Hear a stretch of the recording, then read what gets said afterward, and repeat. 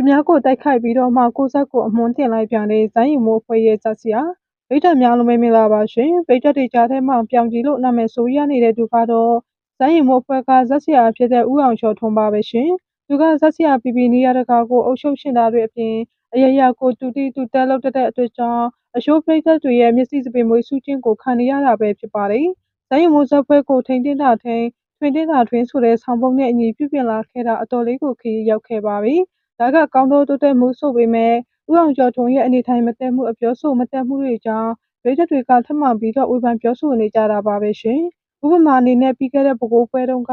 အောင်စပူတို့ဆက်ဆင်အားရဲ့သူတို့ဝင်ကချင်ပါတယ်ဆိုပြီးတော့Facebookပေါ်မှာတင်လိုက်တဲ့အခါမှာပြည်သက်တွေရဲ့မေတ္တာဝိုင်းပို့မှုကိုခံလိုက်ရတာကိုတွေ့ကြမှာပဲဖြစ်ပါတယ်နော်အခုတခါမှဆိုရင်လေလက်စရာဦးအောင်ကျော်ထွန်းကသူ့ရဲ့လူရှင်တော်တွေကိုရှင်းမွန်းတလူလိုနဲ့အောင်စပူတို့အဖွဲ့ကိုကြည့်လိုက်ပြန်ပါပြီပြီးခဲ့တဲ့တပင်တကြီးပူဇော်ပွဲမှာဇာတ်ရင်မိုးဇက်ဖွဲ့ဖျော်ဖြေမှုတွေကပရိသတ်တွေရဲ့ရှိကျမှုကိုရရှိခဲ့ပါလေရှင်။ဒါကဇာတ်ဆရာတယောက်တည်းရဲ့ကြိုးစားအားထုတ်မှုမဟုတ်ဘဲနဲ့အဖွဲ့သူအဖွဲ့သားတွေရဲ့ကြိုးစားမှုတွေကြောင့်လည်းအများကြီးပါဝင်နေပါတယ်။ဒါကိုဇာတ်ဆရာဦးအောင်ကျော်ထွန်းကအောက်လုံးတွေမဖြစ်တဲ့သူလူရှင်တော်တွေအတွက်ဂုဏ်ယူကြောင်းပြလုံးဆိုရင်မြည်ရရှိနေပါစေအောက်လုံးတွေမပါတဲ့အတွက်ရင်ကျေးကြောင်းလူရှင်တော်တွေက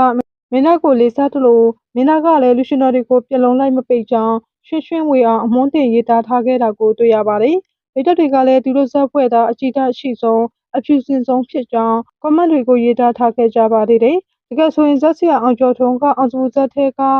လူရှင်တော်တွေကမင်းသားကိုမလေးစားသလိုပုံစံပေါက်နေခဲ့တာဖြစ်ပြီးတော့မင်းသားကလည်းလူရှင်တော်တွေရဲ့ပြလုံးကိုထိတ်ကပိတ်တဲ့အတွက်ကြောင့်အခုလိုရွက်ဆောင်ပြီးတော့ရေးတင်ထားတာပဲဖြစ်ပါတယ်။ဒါပေမဲ့ဒါကပြလုံးခွင့်ထုတ်တယ်ဆိုတာကိုအောင်စပူရဲ့ပြည်သက်တွေကသိနေကြတဲ့အတွက်ကြောင့်ဘာမှကိုမတုံ့ပြန်ခဲ့ကြပါဘူးရှင်။အခုတ िश ူနေကြတဲ့ပြည်သက်တွေအနေနဲ့ကရောဇက်ဆရာအောင်ကျော်ထွန်းရဲ့လုပ်ရက်ပေါ်မှာဘယ်လိုမြင်ကြပါလဲရှင်။ပြည်သက်တို့ရဲ့အမြင်ကိုကွန်မန့်မှာမျှဝေပေးသွားခဲ့ကြပါအောင်နော်။ဝင်းနေပွဲစဉ်လာမဟာအစီကြီးလုံးလို့ဝေဖန်ခံနေရတဲ့မင်းသားစံရီမိုးမင်းသားစံရီမိုးရဲ့ဇက်ပွဲဟာမကြခင်ကျင်းပမဲ့မွေးနေ့အထိမ်းအမှအထူးပွဲစဉ်ရဲ့လက်မှတ်စင်းလုံးအလွန်မင်းကြီးမြင့်မှုကြောင့်အွန်လိုင်းစာမျက်နှာတွေထပ်မံဝေဖန်မှုတွေနဲ့ရင်ဆိုင်နေရပါတယ်။မင်းသားစံရီမိုးဟာထူးချွန်တဲ့အတန်ပါမီအကလှတွေကြောင့်ပြည်သက်တွေရဲ့တခနဲ့အားပေးမှုကိုအခိုင်အမာရရှိထားသူဖြစ်ပါတယ်။အခုကမှလည်းသူရဲ့မွေးနေ့အဖြစ်အမျိုးသားကစစ်ရုံမှာ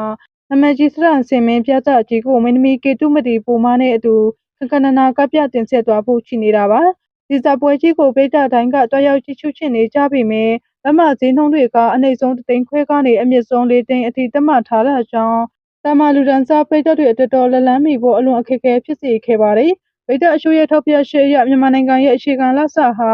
3သိန်းဝန်းကျင်သာရှိတဲ့ချိန်မှာသွားလာစရိတ်နဲ့မင်းသားကိုဆူရှိမြင့်မဲ့အပိုဆောင်ငွေတွေကိုပါထက်တွက်ရင်ဒီလက်မဈေးနှုန်းဟာဘလို့မှအဆင်မပြေနိုင်ဘူးလို့ဆိုကြပါတယ်။ဒါကြောင့်ပြည်သက်ကိုငှက်ညာတဲ့အနေနဲ့မင်းသားစံရီမိုးနဲ့ဇက်ဆရာအောင်ကျော်ထွန်းတို့ကိုဈေးနှုန်းပြန်လဲလျှော့ချပေးဖို့တောင်းဆိုနေကြတာဖြစ်ပါတယ်။အခုလိုဈေးနှုန်းကြီးမြင့်မှုနဲ့ပတ်သက်ပြီးအွန်လိုင်းပေါ်မှာတော့တချို့ကသပွဲကိုလာရောက်ကန်ထရာယူတဲ့သူတွေရဲ့စီးပွားရေးဆန်ဆန်လုပ်ရအကြောင်းလို့ကောက်ွယ်ပြောဆိုပေးကြပေမယ့်တချို့ကတော့ဇမင်သားနဲ့ဇက်အဖွဲ့ရဲ့အနုပညာတောင်းဆိုခြင်းမြင်မာတာကြောင့်ကန်ထရိုက်တာတွေဘက်ကလည်းအခုလိုဈေးတင်ရောင်းချရတာဖြစ်ကြောင်းဝေဖန်သုံးသပ်နေကြတာပဲဖြစ်ပါတယ်။